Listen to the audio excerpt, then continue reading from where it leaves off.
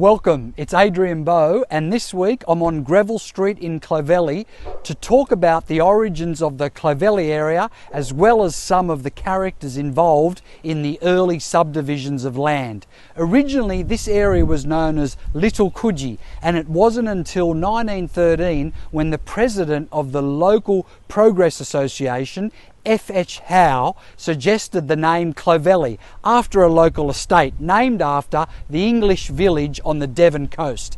The name Eastbourne was also being considered for the suburb, however it was decided the name would be Clovelly, though the naming of Eastbourne Avenue paid homage to that particular English seaside town.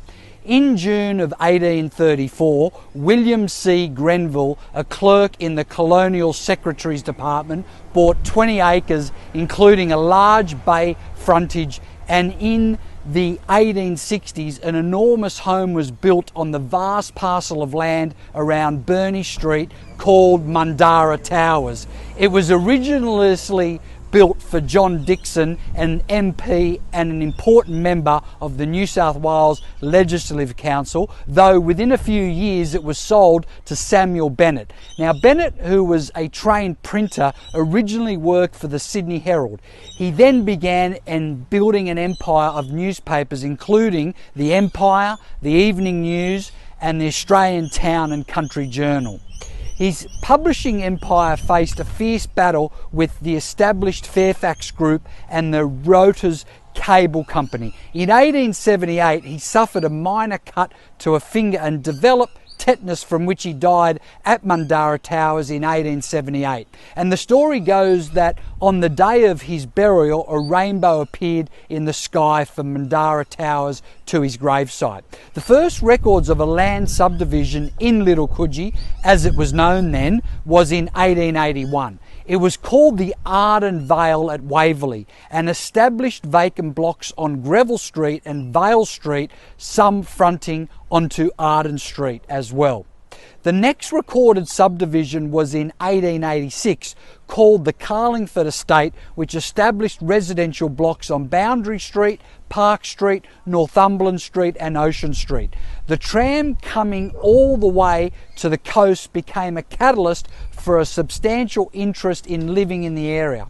A raft of subdivisions ensued over the next couple of decades until a large parcel from the grounds of Mandara Towers was subdivided in 1910. It was called the Little Coogee Beach Estate, and it was established blocks either side of Burnie Street and on Battery Street, as well as more blocks on Park Street. It wasn't until 1926 that Mandara Towers was demolished. Of course, Mandara Street between Clovelly Road and Battery Street was named to commemorate this early landmark of Clovelly history.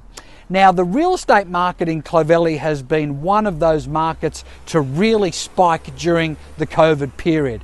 3-bedroom houses in Clovelly have seen a 52.4% rise in the median price this year to 3.7 million on 17 registered sales. The median price for 4-bedroom houses in Clovelly is up 20.1% on 18 registered sales. 2-bedroom units have also seen a substantial rise in Clovelly, with the median being up 22.3% this year on 22 sales. In fact, most units and houses in Clovelly will have had a substantial rise in value, though some categories have had too few sales to establish a median. Now, I've been selling real estate in the Clovelly area as well as Coogee, Randwick and Maroubra for over 32 years, and I've sold many properties in Clovelly, including 271 Clovelly Road, a 5-bedroom semi I sold for 2.64 million. 4 at 61 Arden Street, a 3-bedroom apartment I sold for 2,025,000, and 40 Park Street, a 3-bedroom house I sold for 3.5 million. The lockdown is now hopefully behind us. The real estate market is continuing to flourish, so I'd like to think if you would want an updated evaluation on your property, please don't hesitate to give me a call on 0418 278 316. Keep smiling, and always remember, your home is worth more with Adrian Bo.